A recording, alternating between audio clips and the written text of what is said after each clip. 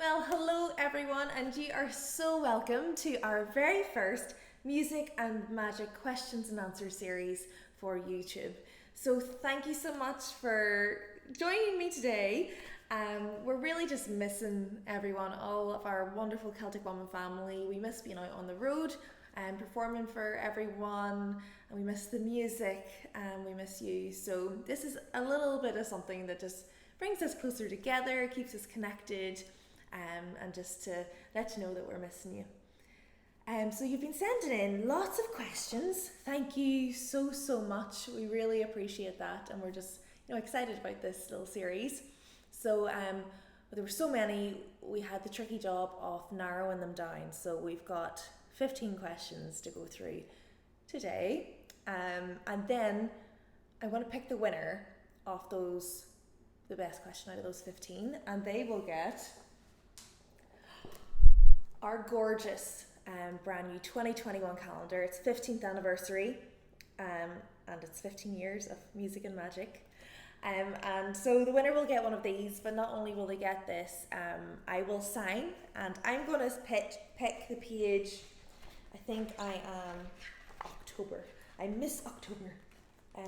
So I'll sign this for the winner, the best question, and I already have my lovely gold Sharpie ready to go because I think it would sit really well on this page. So I'm looking forward to picking the best one. It's just a gorgeous calendar, and it is available to buy on CelticWoman.com, and it just has all the amazing women that have been through Celtic Woman the last 15 years. That's January there. And it's just gorgeous, beautiful photos, beautifully made. And it's something to look forward to for next year. I know 2020 has been a little bit crazy, so we are looking forward to see what 2021 will bring, and the best way to do that and start fresh is a lovely fresh calendar. So you can get that on CelticWoman.com, or if you win one of these little series, you can win the calendar as well. So I'm going to get started, and my very first question is, have you always loved being a redhead, or did you hate it for a time? This is coming from a fellow redhead who used to hate it. Oh, I'm sorry, Rachel. This is Rachel Metzger. I think a lot of redheads go through ups and downs. I know in school I found it tricky. I just really wanted to be blonde. And I remember there being tears shed, begging to dye my hair, asking my mum, and she wouldn't let me. But I am incredibly grateful now that I didn't, because once you dye your hair, especially as a redhead, it's just very hard to get that colour back. And I've really embraced it. I love it now, and I'm so proud of it. It's renowned as being Irish, and my red hair and blue eyes is the rarest combination of eyes and hair in the world. And just as I get older, I just see the importance of just embracing who you really are, just being confident in yourself, how you look, who you want to be, your personality. It's just, there is a lot of pressure to maybe look and be like other people, but I think, the world would be very boring if we all tried to be the same and had the same hair color, or tried to look like this perfect ideal of beauty maybe. So I think it's important to just embrace who we are, and I'm so glad now that I am a true redhead, and I just keep growing it. So I'm obviously very proud, and I hope, Rachel, that you say you used to hate it, so I hope that you love your hair now too. And look at this redhead. So up the redheads. Here we go. Maybe everyone else watching can now they'll all want to be a redhead as well. Okay, so our second question. Did you or any of the other girls practice busking before becoming a member of the Celtic Woman family? And that's Doug Danielson. I think we all might have done like bits and bobs. I didn't do very much, maybe just if I was like raising money for like a charity or for say maybe an orchestra or something. But I know Megan did a lot of busking in Navan, where she is from, and she was like the superstar of the Navan like shopping centre. So I think Megan is definitely the busking queen. But I'm sure you learn a lot from busking, because you have to go out there and you don't know who's going to be in the audience, who's going to walk past, and you're just bearing your soul and performing, and you can learn a lot and you have to learn a lot of repertoire. So definitely, like, it's a good way to get your performance skills up and confidence. So go for it. Question number 3. What is your favourite solo songs and why? And that is Adriel Eduardo Palestino Hernandez. What a name, hey? Oh yeah. So what are my favourite solos? Of course, I love all my solos that I do in Celtic Woman, and I'm very lucky that I get to perform them. Such great music, and I love it, and especially like on the albums when you hear it with this big orchestra.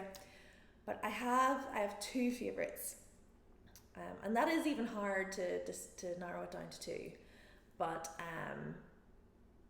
they would have to be For the Love of a Princess and Love and Honour. I just love them. I love being able to get up on the stage and just do what I love and do what I do best, and just play from the heart. I also just adore movie music and soundtracks, so getting to do Princess was amazing, because that's from Braveheart, and it was composer James Horner. I love that, and it has a nice, and I love these 2 because I had a very classical background and upbringing, and they sort of intertwine the classical side of my playing, but also some like Irish ornaments and that type of direction in the music.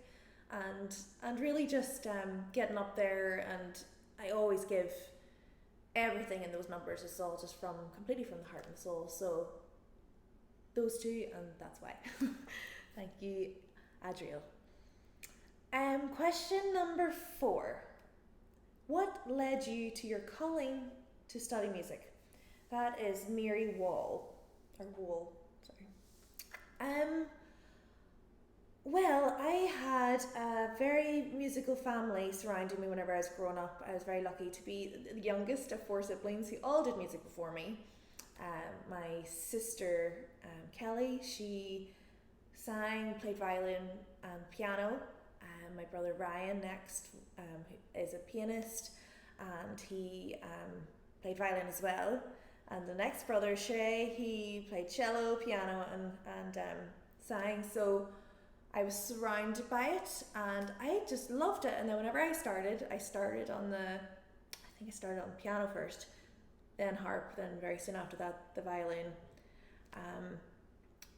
and I was always singing as well. But I was surrounded by it. I loved it, and it was just sort of it came sort of naturally to me.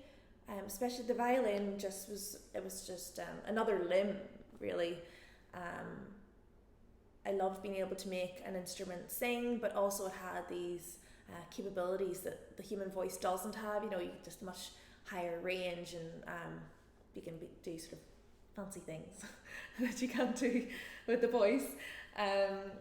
But I loved it. I loved being able to be to express myself and give a part of my heart to an audience, and also just I was always listening to. Mummy always had classic FM on the radio everywhere we went, so I loved that. And then I loved playing in orchestras, singing in choirs. I was surrounded by it growing up, so I couldn't see my life going anywhere else. I really wanted to study. I wanted to do it professionally, and I think that is the way with people who are in the music world. If you can't see yourself doing anything else, like you have to do music. If you can see yourself doing anything else, do it, because music can be, it can take a lot out of you. You do give your heart and soul to it, so and give your life to it, and that was all I ever wanted to do. Now, I did apply to maths, and what else did I do? psychology and stuff just because I had to in school, but it was always going to be music. So thank you, Mary, for that question. Number 5. Did you ever have a time in your musical career where you wanted to quit or give up? Ooh, if so, how did you persevere through it? That's Jeanette Healy. So I kind of like what I touched on in the last question. You know, I think if there was anything else I wanted to do, I would have done it because it is hard. But even at the toughest times, you know, if I was struggling or wasn't making the progress I wanted to whenever I was practicing, and even though it was really hard, I was always going to do it. I don't think I've ever got as far as wanting to quit or give up. Even if I've taken a little bit of time away from the violin or from music, as like I've had to do now, I'm always ready to go back to it with fresh ears, a fresh sort of perspective, and I just love it so much. But everybody we all have our ups and downs, and it's just a matter of, you know, powering through or taking that time to sort of evaluate what you want in life and, you know, what you want to do with the music, because it can be hard. It is tough, and you have to work very hard. But at the end of the day, it's a magical career, and there's nothing like being able to get up on a stage in front of people and perform for them, and in some way, like, you know, affect their lives, or even just giving them a couple of hours to get away from their lives and their problems and take them on like this journey, if it's to Ireland or just the sound world, just a little bit of escapism for them. You know, we all feel very honoured when we're up on that stage to do that for people. So yes, Jeanette, it can be tough, but it always brings me back, and I just love it so much that I couldn't see myself doing anything else. You know, feel very, very honoured to do what I do. Number 6. How do you keep your energy level high enough to perform when you have so many shows in a row on tour? And that's Kurt Klassen. Well, Kurt, we don't have very many shows at the minute, but fingers crossed for the future that we will be tired out, and that we will be doing lots of shows again. It's a crazy world that we're in right now. For all musicians, so again, it's difficult for the musical world right now, but we're going to come back, and we're going to come back even stronger. And when we do, to keep my energy levels high, what do? Make sure we try and get enough sleep. It can be tricky on the tour buses getting the sleep that we need, but I just always, you know, even if that means like sleeping in loads whenever we get to hotels, I prioritize my rest, because we use so much energy on stage, and it's really important to just be able to give our all every single night, you know, because it could be, you know, someone's first time ever seeing Celtic Woman, and you just want it to be the most magical experience, or it could be someone's 100th show and you want it to be the best one that they've ever seen. So rest, and then try to eat well, get some, you know, energy foods, and just try and be healthy, and exercise as much as you can, but not too much so that we're not knackered going onto the stage. But yeah, so just try and if we look after ourselves physically, we'll be able to perform at our best in the show. And also just a little banana before the show always helps too. A bit of potassium, a bit of energy, you know. Whatever, we all have our little things that we need to do to just to get us through. Maria would normally have like a stash of jellies somewhere, a bit of sugar. Oh, also our stage manager has like would have like a box of sweeties, so that sometimes if you need a little energy boost, we have some sweets on side stage. So thank you, Kurt, for that question. Number 7, what is something you feel you may have taught others in the group? That's Hannah Boone. So I find this a really tough question, because I just don't think I could teach these incredible women anything. They're so amazing, and they don't need me to teach them anything. So I actually even messaged a couple of them just being like, I don't know how to answer this question. So it was really nice. Ava said that I've taught her to love it Disney. But Maria said something really lovely, and she said, oh, I can't check my phone to see what she said because I'm using my phone to record. But she said just that about positivity, that I have positivity and I always look for the good in everything. So that was really nice to hear, because I do strive to be as positive as I can, and yeah, to just see the good side, you know, because again, we do have, like, everyone has ups and downs and trials and tribulations, but if you can see the other end of the tunnel, or see it as like a something to work through and to make yourself better, you know, every day is an opportunity to improve and better yourself, and you never know what else someone else is going through. So if you can just be a good person and be positive, you know, you could help someone else out.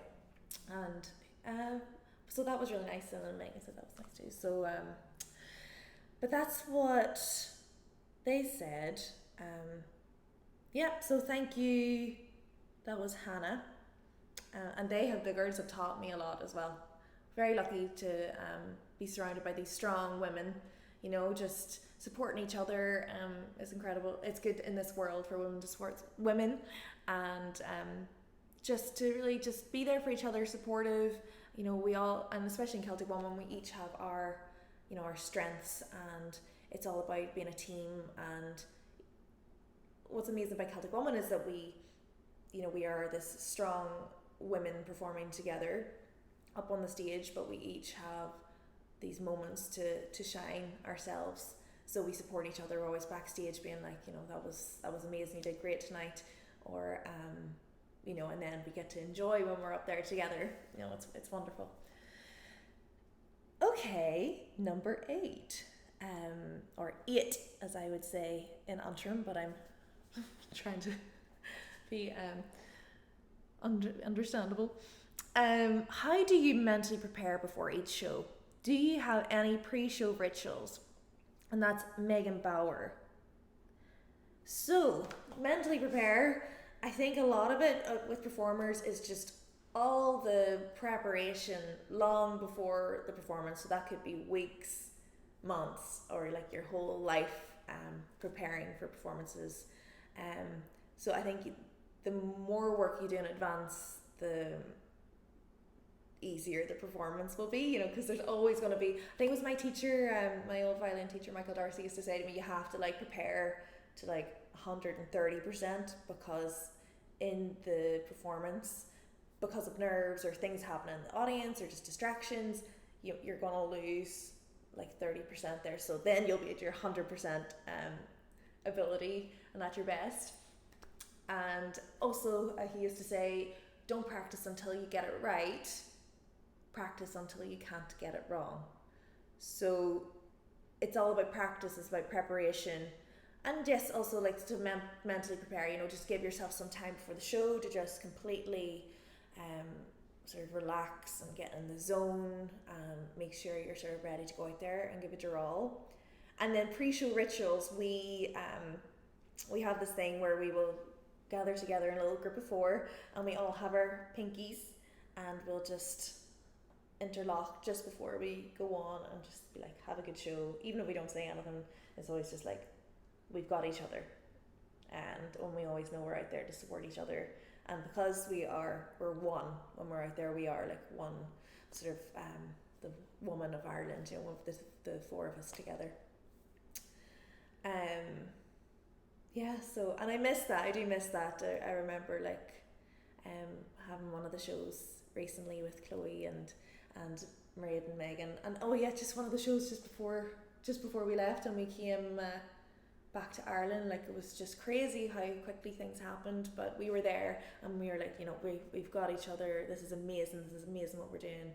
And I felt very lucky to be surrounded by those incredible women, and to get out there and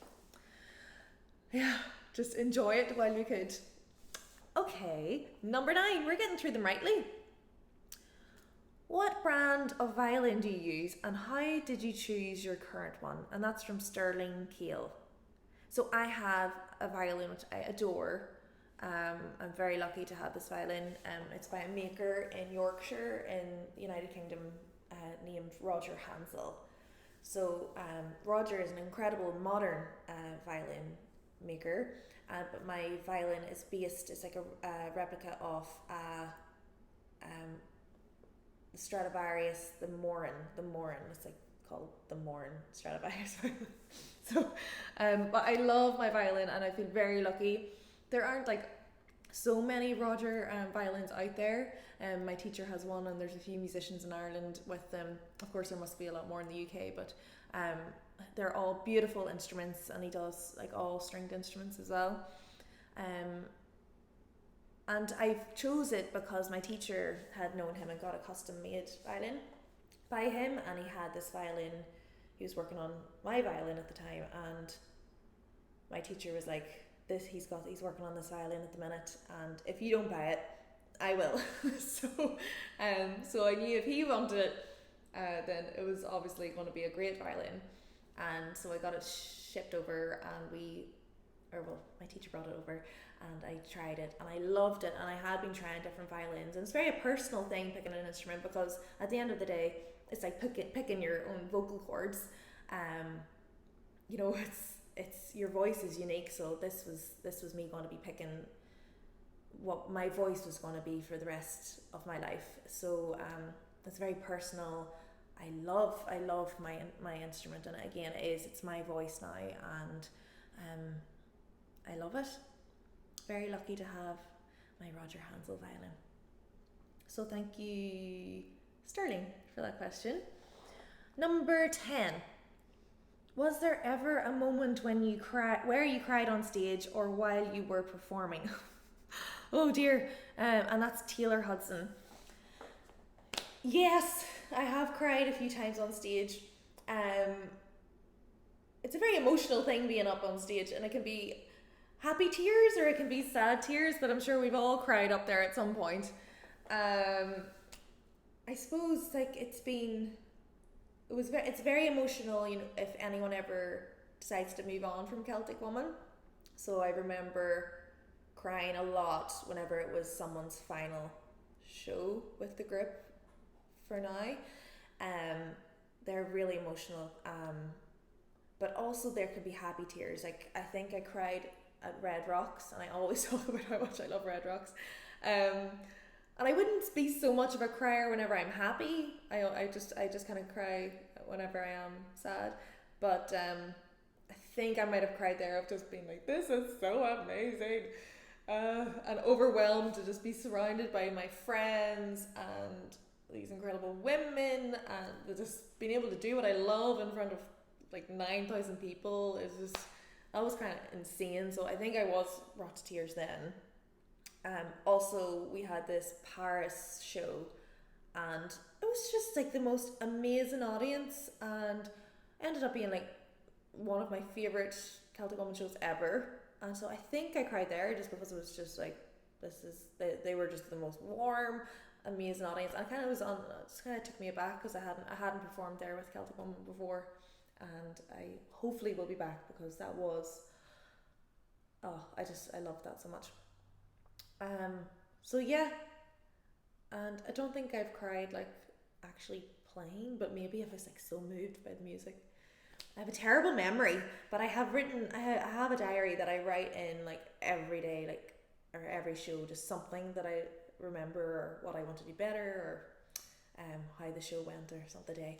So I need to go back through like all of the shows and see which ones did I cry in. So, anyway, that's number 10. Thank you, Taylor. Number 11. I have noted that your audience ranges from a very young to very old. For instance, it ranges from our granddaughters, the youngest of which is 6, to us in our 60s. My question is, how does it make you feel when you look into the audience and see what you're doing today will be listened to and popular for generations to come? So that's Dennis Blashka. Yeah, you know what, Dennis? It's just absolutely amazing. I love that Celtic Woman's music can just resonate with any age group and any generation. Um, do you know, Irish music it's just existed for so many years, thousands of years. And I think it is because of the storytelling aspect. Everybody can relate to it, young and old, and it's about love, it's about loss, it's about journeys, it's about, fun and excitement. So there is something, even if it's just, even the music without words, it's dancing music. So like young people love to dance, old people love to dance. So I think that is why Celtic Woman's music does, translate to all generations. I love that Celtic Woman has been going on for 15 years. 15 years of music and magic. So that it's gone on and on for these 15 years because people love the music so much, and people who have come to the show 15 years ago are now coming with children, with grandchildren, and hopefully their children and their grandchildren will see Celtic Woman. If it goes on and on, which I hope it does. But we feel very lucky that Irish music and Celtic Woman's music has stayed with people, and people want to share it. Like, that's what's amazing, is that people love it so much. We love it so much, and they just want to share it, and we just want to share it with the world. So fingers crossed we'll be back out soon and we can perform all over the world and get more old people and more young people coming to the show, and everybody in between. So thank you. That was Dennis Blaschke. Thank you, Dennis. That's a lovely question. Okay, number 12. Getting there now. I hope I'm not boring any of you. I saw the video of Maria Nesbitt playing her violin for her neighbour's cows, and rumour has it the cows are now producing more milk. You're a talented singer, violinist and harpist. Do you think you could do her one better and tame a herd of angry bulls with a violin serenade? That's Philip Sani. Do you know what? I think I'm gonna stay clear of the bulls, because that just doesn't seem wise to be playing for bulls. And also, I've got red hair, so can you imagine? They'd all come charging at me. So let's not play for the bulls. Also, my mom has a crazy fear of bulls because she just on her way to school had to go through these fields, and I think she was chased by bulls. So let's avoid that for now. But I did try singing for cows before. Sometimes they like it. There was one recently and Daisy was just not impressed. So maybe not that. But then I did try singing for a bunch of sheep in in Donegal. I'm starting to sound a little bit mad here, but yeah, and they loved it. They all came charging at me, and even whenever I was walking away, they followed me. So but I need to get the fiddle out and find some animals to play for, and let's see what we can do. Let's see if I can produce more milk than Maria Nesbitt's cows are making. No, we'll see. Well, I think I'll stick to the sheep because they seem to like me. Okay, number 13. Who would be the singer you would most like to have performed a duet with, living or no longer with us? And that's Kevin Richmond. I find this a hard question because there's so many people that I admire. I love so many different genres of music. Different singers, different instrumentalists, performers. So it's a tricky question, but I think it's good, and my answer does change. But at the minute, I've been listening to a lot of movie music, and I've been watching the Disney sort of documentaries on these songwriter composer duos for the Disney movies, and people who know I am a big Disney fan, but mostly because of I just adore the music. So I would love to be involved in that at some point in my life. But there was a man, Howard Ashman, and he wrote the lyrics to like the Little Mermaid music and Beauty and the Beast and more. And also the new singer-songwriter combination from Disney, who wrote the Frozen music, and that's Kirsten Anderson Lopez and Bobby Lopez. They're incredible. So they wrote a lot of Disney music, and if I could work with them, I would. Also, of course, someone in the modern era pop singer, I would like to work with Taylor Swift, because I think she's incredible, amazing songwriter. She has her country roots, so I think the fiddle would work really well in there. And she's just such a role model for female musicians and all women. So I'd love to work with her. Okay, number 14. If you could keep one dress from your time in Celtic Woman, which one would it be? And that's Stacey Koopman. Okay, I know which one this is. Well, it's very difficult because I've loved all of my dresses. I feel so honoured to be able to wear dresses that have been made for me, or just get up on the stage and feel beautiful, and these beautiful gowns and dresses. So, and to feel comfortable. So I feel very lucky. There's a lot to pick from. I really love this dress, the gold one, sparkly one that I wore for the love of a princess. But I'm gonna pick one out of the calendar. So because I wanna keep this one. I am Miss October. There I am. I love this one so much. It was unbelievably comfortable. Like, I could have had a whole Chinese, a pizza, and everything else under the sun, and I could still go out on stage and just feel so comfortable and run about the place. I loved it was like short, just below the knee, and then it was long and flowy behind me. And I thought the colours worked really well with my hair. But it was very comfortable. I loved it. And then if I sort of like ran or like danced across the stage, it just flowed behind really nicely. So that is the dress that I would keep, Stacey. Thanks for asking. And also, if you like this dress, you can have it up on your wall, CelticWoman.com. You can get the calendar, and you can just keep it on October to look at the dress. Yeah, I love that one. So I'm going to sign that page with the winner. Best question. Then, we're on number 15. This is crazy. 15. Okay. Something fell over there. How would you describe your sound? Okay, Niamh Murphy. How would I describe my sound? I don't know how I would describe it, but I strive to have a rich sound.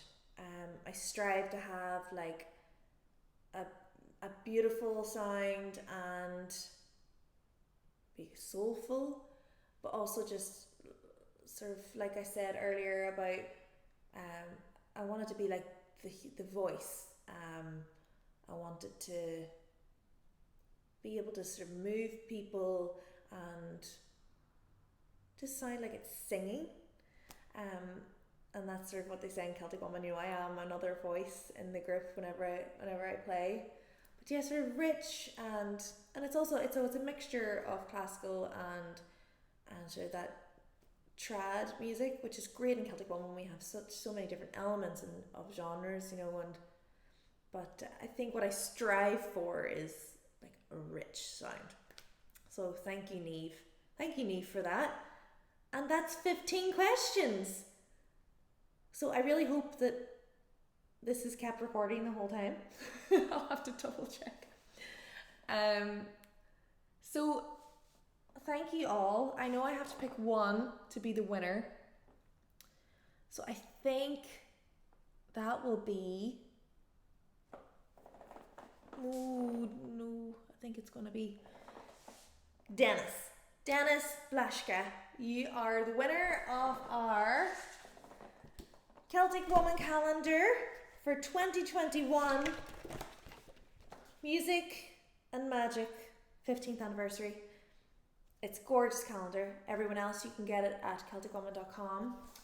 Also, if you would like, and you should subscribe to our newsletter for any future updates, and you can find out about who's going to be next on the Music and Magic questions and answers series, and just what's going on with us at the minute. And of course, you can keep on tabs on us on all of our social medias, and Celtic Woman, Instagram, Facebook, Twitter, all of those things.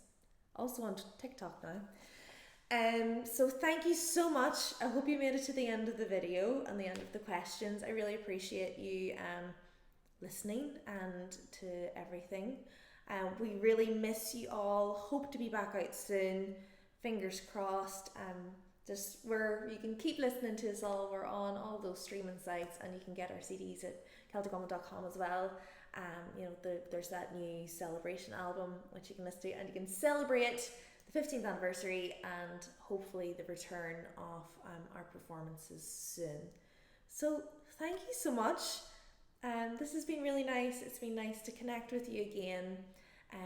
Really, we do truly miss our Celtic Woman family. We miss performing, and hopefully be back out soon. But look forward to the next Q&A. You'll get to hear from our Celtic Woman, and that's it. This has been fun. Sending all of my love. And I'll talk to you soon. All my love. Bye. And now I'm just signing the calendar.